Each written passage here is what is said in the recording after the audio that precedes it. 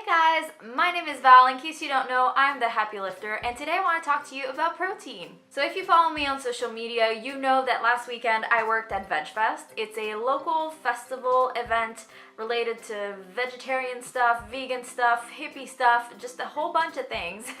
And I was asked by a protein supplement company to come on board. They paid me to talk about their product at the event, but also to educate people on different things regarding nutrition and basically sell their product. So I'm not here to sell their product today, don't worry, but I did come across a lot of people who had either misconceptions or just missing information about protein, and so I decided to round up the most commonly asked questions so that I could share that information with you. I figure if those people were asking it, you probably have the same questions too.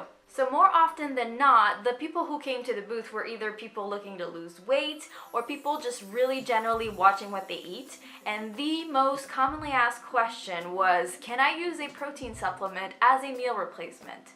And the answer is no, you shouldn't be doing that. And I'll tell you why, because a protein supplement is really just a supplement for part of your meal. One thing that comes to mind for me is those cereal commercials where they say part of this complete breakfast, and to me that kind of sums it up. A complete breakfast is not just one thing. And that goes for meals too. So if you're gonna use a protein supplement, I suggest you add something to it to make it a complete meal. By that I mean not more protein, but adding good fats and carbs. Most of the time, protein supplements come in powder form. So when you use powder form, you usually mix them with some liquids. So your liquids can be some water, they can also be some kind of coconut or almond milk. That would be a good fat for you. And then you could add a carb source like some fruits, or you could eat some whole grains or some toast or whatever kind of carb on the side, as long as you're not having protein by itself, because I do not think that is a complete meal, and it's not going to lead to a balanced lifestyle in my opinion. And then there were two questions that actually came together a lot.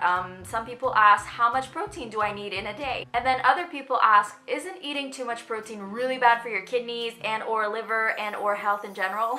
And the answer to that is a little bit complicated. First of all, let me say we need protein.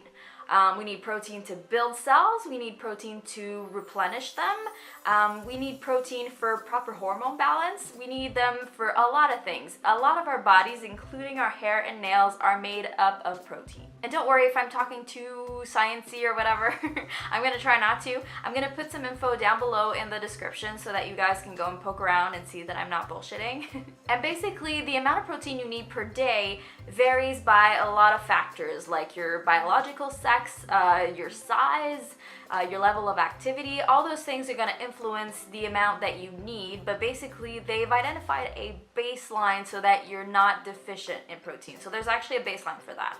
You can look it up. So currently there is no limit to how much protein you can have per day, but your body doesn't keep a lot of protein stores, so that's why you need to keep eating it throughout the day. So I'm sure you've heard of bodybuilders saying you need about 1 gram of protein per pound of body weight, and that's kind of a good guideline for really active people. So if you're not super active, you don't pick up a lot of weights, if you don't move around too much, you probably need less than that. But either way, even that guideline is completely safe as long as you drink a lot of water and you keep things in your diet. So that's the other thing. I think when people have those really high protein diets, they tend to cut other things out, and that's when you run into danger because, again, we need balance. So if you peak one thing and you diminish other things, you're gonna run into some problems because you're not gonna get all the micro and macronutrients that you need for proper body function. So as long as you keep your fruits and vegetables in your diet and you're not going crazy with the protein and you're still eating good fats and drinking your water and having your fiber, you should be fine.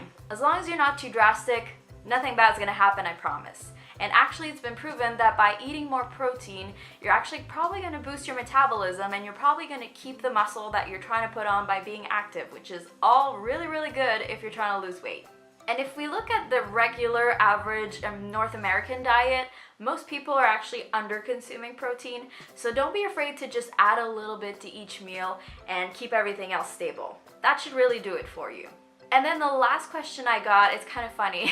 Some people would be saying, you know, instead of having a protein supplement, shouldn't I just eat real food? And my answer to that was yes. Even though I was trying to sell a product, obviously real food will always beat supplements for proper nutrition because your body is made to eat real food. So my answer to that is yes, prioritize real food. But you know what? Life happens. Sometimes, I don't know if you've tried to sit through eating like 8 ounces of chicken.